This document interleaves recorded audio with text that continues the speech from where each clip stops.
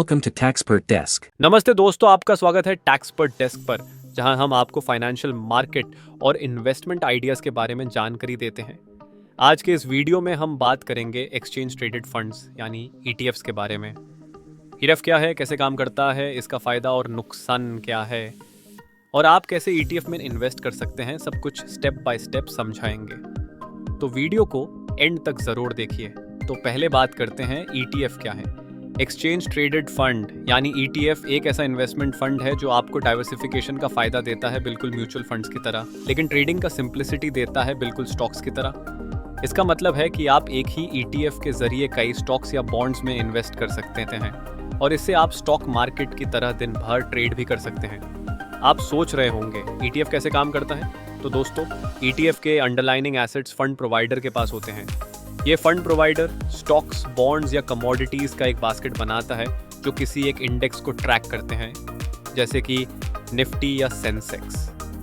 फिर इस फंड का एक शेयर मार्केट में ट्रेडिंग के लिए लॉन्च किया जाता है और आप उस शेयर में इन्वेस्ट कर सकते हैं। इसीलिए आपका पैसा उस इंडेक्स या एसेट बास्केट के परफॉर्मेंस के हिसाब से बढ़ता या घटता है। अब बात करते हैं ETFs के टाइप्स के बारे में। अलग अलग इन्वेस्टर्स की ज़रूरत के हिसाब से ETFs भी कई टाइप्स के होते हैं। इंडेक्स ETFs जो किसी स्पेसिफिक इंडेक्स को ट्रैक करते हैं, जैसे कि निफ्टी 50। फिक्स्ड इनकम ETFs ये बॉन्ड मार्केट का एक्सपोजर देते हैं। सेक्टर ETFs ये ऑयल, हेल्थ केयर या टेक्नोलॉजी जैसे स्पेसिफिक इंडस्ट्रीज में इन्वेस्ट करते हैं। कमोडिटी ETFs ये गोल्ड, ऑयल, कॉर्न जैसे कमोडिटीज़ का प्राइस ट्रैक करते हैं। इंटरनेशनल ETFs ये जापान या US जैसे नॉन इंडियन मार्केट्स को ट्रैक करते हैं। आपको अपने इन्वेस्टमेंट गोल्स और रिस्क टॉलरेंस के हिसाब से इनमें से कोई भी टाइप चुनना चाहिए। अब चलिए ETF में इन्वेस्ट करने के कुछ फायदे और नुकसान पर नज़र डालते हैं। Benefits of ETFs 1. लिक्विडिटी और फ्लेक्सिबिलिटी। ETFs को आप दिन भर ट्रेड कर सकते हैं जैसे स्टॉक्स को करते हैं। तो ट्रांसपेरेंसी, ज़्यादातर ETFs डेली बेसिस पर अपने होल्डिंग्स रिपोर्ट करते हैं। 3. टैक्स एफिशिएंसी, इनका टैक्स स्ट्रक्चर भी एफिशिएंट होता है क्योंकि कैपिटल गेन डिस्ट्रीब्यूशंस कम होते हैं। Risks of ETFs, trading costs, अगर आप छोटे अमाउंट्स में इन्वेस्ट करते हैं तो डायरेक्ट म्यूचुअल फंड में इन्वेस्ट करना सस्ता हो सकता है। तो मार्केट वॉलेटिलिटी, कुछ लाइटली ट्रेडेड ETFs में स्प्रेड वाइड होता है जो ट्रेडिंग कॉस्ट को बढ़ा सकता है। सेटलमेंट डिले, ETF सेल होने के बाद पैसा 2 दिन में सेटल होता है। दोस्तों, ETF में इन्वेस्ट करना प्रॉफिटेबल हो सकता है, लेकिन इनके रिस्क्स को भी समझना ज़रूरी है।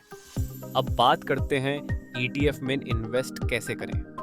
आपके लिए यहाँ कुछ सिंपल स्टेप्स हैं। स्टेप 1. ब्रोकरेज अकाउंट ओपन करें।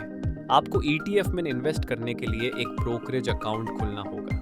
ये म्यूचुअल फंड के कंपैरिजन में थोड़ा डिफरेंट है। स्टेप 2. ETF चूज करें। अपने इन्वेस्टमेंट गोल्स और रिस्क टॉलरेंस के हिसाब से ETF को सेलेक्ट करें, चाहे वो इंडेक्स ETF हो या सेक्टर ETF। स्टेप 3.